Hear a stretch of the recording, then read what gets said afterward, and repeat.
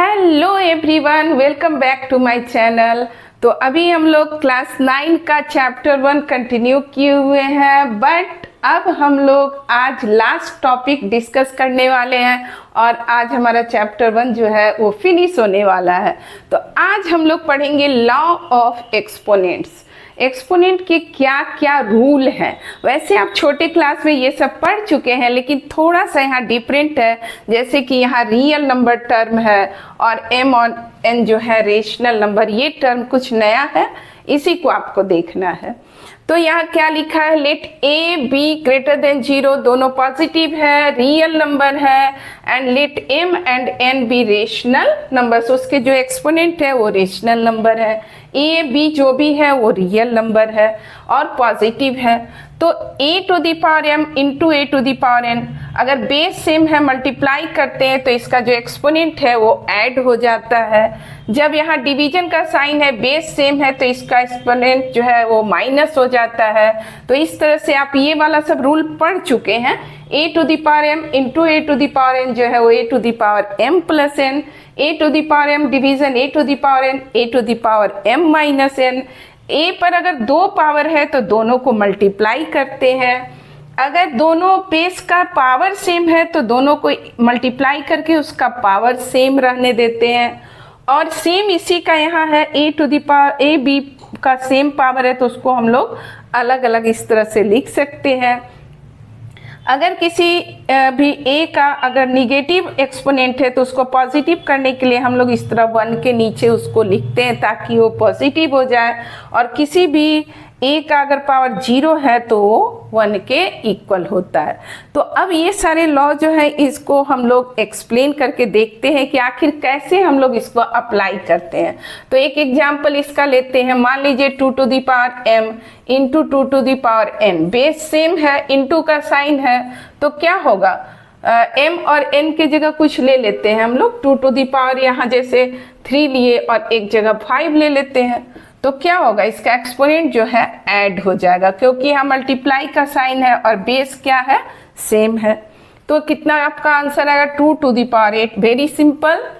Next division अगर हो 3 to the power 7 अगर लिए और डिवाइड करके 3 टू द पावर 2, तो अगर यहाँ बेस सेम है और डिवीजन का साइन है तो आप क्या करेंगे, इसके एक्सपोनेंट को माइनस करेंगे, तो आंसर आपका आएगा 3 टू दी पावर 5। ये सब आप पहले से जानते भी हैं थोड़ा बहुत, बस यहाँ पर ये डिफरेंट हो गया है कि ए बी कैसा होना चाहिए और एम और एन कैसा होना चाहिए। A to the power M into N, यानी कि एक बेस पर 2 पावर, तो इस तरह का मान लीजिए पावर आप लेते हैं तो क्या करेंगे, 2 पावर है तो दोनों को मल्टीप्लाई करते हैं। इससे आपका ये हुआ तो 3 टू द पावर 2 यानी कि 9 आ गया आपका। यहाँ क्या है, 2 बेस का सेम पावर, तो जैसे 7 का पावर 2 लिए इंटू 7 का पावर 5, 2 बेस होना चाहिए हमारा, क्या होना चाहिए, 2 base. 7 to the power 2 into 5 to the power 2, base different है और पावर सेम है, तो 7 इंटू 5 टू द पावर 2 इसको लिख सकते हैं। और इसके आगे तो आप जान ही रहे। सेम इसका जस्ट उल्टा, इधर जैसे लिखे उसको यहाँ लिखा गया और ये वाला यहाँ लिखा गया। मान लीजिए कि 3 इंटू 4 टू दी पावर 7 लिखे तो इसको हम लिख सकते हैं 3 to the power 7 into 4 to the power 7। Very simple. Next अगर यहाँ आप लिखे 1/2 टू दी पावर -3 तो ये हो जाएगा 2 टू दी पावर 3। और अगर लिखते हैं आप, एक और एग्जांपल ले लेते हैं हम लोग, अगर 4 टू दी पावर -3 है तो उसको लिख सकते हैं 1/4 टू दी पावर 3। तो दोनों तरह से लिख सकते हैं, उसमें कोई दिक्कत नहीं है। और किसी का पावर अगर 0 है, 4 टू दी पावर 0, तो वो क्या हो जाएगा 1। ए कोई रियल नंबर है तो रियल नंबर कुछ भी हो सकता है, 1/2 टू द पावर 0, ये भी आपका 1 आएगा। तो इस तरह से सारा जो इसका लॉ था उसको हम लोग एग्जाम्पल से देख लिए। काफ़ी सिंपल है, शुरू से पढ़ते भी आ रहे हैं, तो इसी को हम लोग जो एक्सप्लेन किए ये आप समझ गए होंगे। तो अब हम लोग स्टार्ट करते हैं लास्ट एक्सरसाइज। चलिए देखते हैं एक्सरसाइज 1.5 का फर्स्ट क्वेश्चन। बड़ा ही सिंपल है, सॉल्व करते हैं और आता है एग्जाम में, ये आपको बहुत इजी भी है, बन भी जाएगा आराम से। 64 टू द पावर 1/2। पहले क्या करेंगे, 64 को आप फैक्टराइज कीजिए और उसके बाद आप उसको एक्सपोनेंट के फॉर्म में लिखेंगे। 2 4 जा एंड 2 2 जा। कितने 2 है आपके पास? 6। तो आप यहाँ लिख सकते हैं 2 to the power 6 and whole 1/2। अगर एक बेस पर 2 एक्सपोनेंट है तो आप उसको मल्टीप्लाई करते हैं और ये आंसर है 2 टू दी पावर 3 यानी कि 8। Very simple. नेक्स्ट क्वेश्चन देखिए नंबर 2। सेम उसी तरह से 32 टू दी पावर 1/5 है। तो यहाँ आप 32 का देख लें, इसको अगर आप हटा दें तो कितने 2 आते हैं? 5। तो आप लिख सकते हैं 32 की जगह 2 to the power 5 and whole 1/5 और 2 एक्सपोनेंट है तो फिर इसको मल्टीप्लाई करते हैं और ये आंसर आया 2 टू दी पावर n1 यानी कि 2। Very simple. और ये थर्ड बहुत आसान है। 125 आप जानते हैं कि कैसे लिखा जाता है? 5 × 5 × 5 125 और 5 का पावर क्यूब आप इसको लिख सकते हैं और ये 1/3। फिर आप क्या करेंगे, लॉ लगाएंगे, 3 × 1/3 कैंसिल और ये 5 टू दी पावर 1 यानी कि 5। कितना इजी है, आप देखिए कितना इजी है, बहुत ही इजी एक्सरसाइज है। ये लास्ट एक्सरसाइज में कुछ है ही नहीं, इसी तरह के 2-3 question. Next question, you have to find the value of these given questions। Question number 1 इसको सॉल्व करते हैं हम लोग। 9 टू दी पावर 3/2। 9 को आप क्या लिख सकते हैं? 3 टू दी पावर 2 और ये 3/2। 2 एक्सपोनेंट है, फिर क्या करेंगे, दोनों को मल्टीप्लाई करेंगे। कितना आया? 3 टू दी पावर 3, इसको आप 27 लिख सकते हैं। तो ये 1 हो गया। 32 टू द पावर 2/5। 32 आप जानते हैं 2 का पावर 5, अभी पिछले क्वेश्चन में हम लोग बनाए हैं। 2/5 और ये 2 to the power 5 × 2/5। 5 cancel, 2 to the power 2 और आपका आंसर आया 4। बहुत ही इजी क्वेश्चन सब है।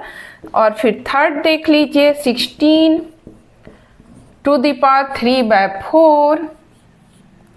तो आप 16 को 2 टू दी पावर 4 लिख सकते हैं और ये 3/4 और दोनों को मल्टीप्लाई किए 3/4 और ये कैंसिल होकर 2 टू दी पावर 3 यानी कि 8 हो गया। 4 क्वेश्चन, 125 टू दी पावर -1/3। पहले तो आप इसको लिखिए 5 टू दी पावर क्यूब -1/3। तो आप दोनों को मल्टीप्लाई करेंगे 5 टू दी पावर 3 × -1/3 और ये आएगा आपका 5 टू दी पावर -1 और इसमें फिर लॉ लगाएंगे, -1 है तो ये हो जाएगा 1/5। यही आपका सॉल्यूशन हुआ। तो इस तरह से आप देख रहे हैं कि कितना इजी है। आपको बस 32 को फैक्टराइज करके और उसको एक्सपोनेंट के फॉर्म में लिख देना है। तो सारा कुछ बहुत इजी है। अब एक लास्ट क्वेश्चन, क्वेश्चन नंबर 3 देखते हैं। तो आप देख रहे हैं कि थर्ड में भी 4 क्वेश्चन आपको सिंप्लीफाई करना है। तो इसको देखिए कितना इजी है। बेस आपका क्या है, इसका सेम है।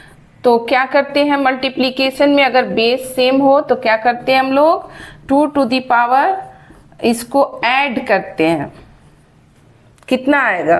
2 टू दी पावर 15। तो इसका आंसर हुआ 2 टू दी पावर 13/15। m और n रेशनल नंबर है, ये तो लॉ जो आप पढ़ रहे थे उसी में आपको दिया हुआ था। तो इस तरह से आपका 13/15, 2 का पावर 13/15 आया। सेकेंड क्वेश्चन क्या है, 1/3 to the power 3 to the power 7। तो 1 का पावर 7 और 3 टू दी पावर 3 का पावर भी 7। 1 का पावर 7 कितना होगा? 1 और इसमें 2 है आपको एक्सपेरेंट, तो दोनों को मल्टीप्लाई करेंगे 3 to the power 21। Very simple. Next question, 11 to the power 1/2 and 11 to the power 1/4। Base same है, डिवाइड हो रहा है तो एक्सपोनेंट माइनस होगा। 11 टू द पावर 1/2 माइनस 1/4 कितना हुआ? एलसीएम लीजिए तो 11 टू द पावर 1/4 ये आपका सॉल्यूशन हुआ। Last 7 to the power 1/2 and 8 to the power 1/2। Base different है बट पावर सेम है, फिर लॉ लगेगा। 7 इंटू 8 टू द पावर 1/2 यानी 56 टू द पावर 1/2। तो इस तरह से चैप्टर 1 नंबर सिस्टम हमारा फिनिश हो गया है। तो फिर मिलते हैं नेक्स्ट वीडियो में।